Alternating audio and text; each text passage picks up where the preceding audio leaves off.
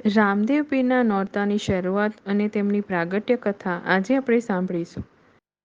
રામદેવ પીર એટલે 12 બીજના ધણી. ભાદરવા સુદ એકમથી ભાદરવા સુદ નોમ સુધી રામદેવ પીરના નોરતાની ઉજવણી થાય છે. આ 9 દિવસ એટલે રામા પીરની વંદનાનો સર્વશ્રેષ્ઠ અવસર. 12 બીજના ધણીની વંદનાનો સૌથી શ્રેષ્ઠ અવસર એટલે કે રામદેવ પીરના નોરતાનો અવસર. ભાદરવા સુદ એકમથી ભાદરવા સુદ નોમ સુધી રામદેવ પીરના નોરતાની ઉજવણી થાય છે. રામદેવ પીર એટલે દુખ્યાના બેલી. રામદેવ પીર એટલે તો 12 બીજના ધણી. રામદેવ પીરના ભક્તો તેમને રામા પીર તરીકે પણ સંબોધે છે. સમગ્ર ભારતમાં જ્યાં રામા પીરના ભક્તો છે તેઓ હર્ષથી આ ઉત્સવને ઉજવે છે. સવિશેષ તો ગુજરાત અને રાજસ્થાનમાં રામદેવ પીરનો મહિમા અને તેમના અનુયાયીઓની સંખ્યા વધુ છે. શ્રદ્ધાળુઓ આ 9 દિવસ દરમિયાન રામા પીર માટે ભજનો ગાય છે. કેટલાક લોકો ઉપવાસ પણ રાખે છે તો ઘણા રામદેવ પીરને લીલા નેજા અને લીલા ઘોડા ચડાવી આભાર વ્યક્ત કરે છે. તો આજ નવરાત્રી દરમિયાન આવતી ભાદરવા સુદ બીજ એ રામદેવ પીરનો જન્મદિવસ મનાય છે અને એટલે જ શ્રદ્ધાળુઓને મન આ અવસરનો વિશેષ મહિમા છે. ત્યારે આવો આજે આપણે પણ રામાપીરનો મહિમા જાણીએ. રામદેવ પીરની પ્રાગટ્ય કથા. 12 બીજના ધણી એવા રામદેવ પીરનો જન્મ લગભગ 600 વર્ષ પૂર્વે વિક્રમ સંવત 1409ની ભાદરવા સુદ બીજના દિવસે થયો હતો. રાજસ્થાનના બાડમેર જિલ્લામાં કાશ્મીર નામે ગામ આવેલું છે. આજે આ સ્થાન રામદેવરા તરીકે પ્રસિદ્ધ છે.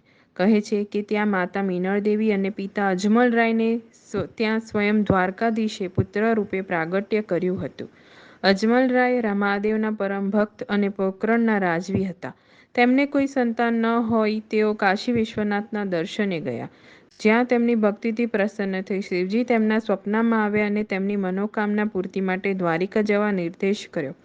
અજમલરાય પત્ની મીનળ દેવી સાથે દ્વારિકાધીશને ધામ પહોંચ્યા. દંતકથા એવી છે કે ભગવાનને રીઝવવા અજમલરાયે સમુદ્રમાં છલાંગ લગાવી દીધી.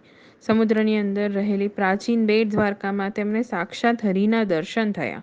અજમલજીએ તો દ્વારકાધીશને જ પુત્ર તરીકે પામવાની ઈચ્છા વ્યક્ત કરી દીધી અને ત્યારે દ્વારકાધીશે અજમલજીના બીજા પુત્રના રૂપમાં જન્મ લેવાનું વચન આપ્યું અને પછી વીરમદેવ બાદ રામદેવ તરીકે રાણી મીનળ દેવીની કુખે સ્વયં શ્રીહરિનું અવતરણ થયું.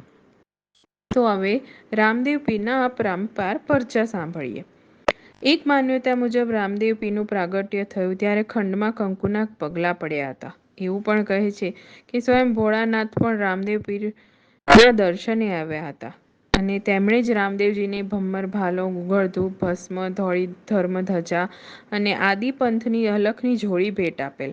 જેમ જેમ રામાપીર મોટા થતા ગયા તેમ તેમ તેમના અનેક પરચા લોકોને મળવા લાગ્યા. એક કથા અનુસાર 12 સંપ્રદાયના ધર્મગુરુઓએ રામદેવ પીરનો મહિમા જાણી તેમની કસોટી લીધી અને એક જ સમયે પોતાને ત્યાં પાટમાં પધારવા આમંત્રણ આપ્યું. રામાપીરે 12 સ્થાને પર એક જ દિવસે અને એક જ સમયે હાજર રહી તેમનો પરચો પૂર્યો. 12 ધર્મગુરુઓએ સભા બોલાવી રામાપીરનો જયકાર કર્યો અને 12 બીજના ધણીનું નામ આપ્યું. ઉલ્લેખનીય છે કે દર માસની સુદ પક્ષની બીજ રામાપીરને સમર્પિત છે અને આ દિવસે તેમના દર્શનનો તેમના ભજનોનું વિશેષ મહત્વ છે. જય રામાપીર.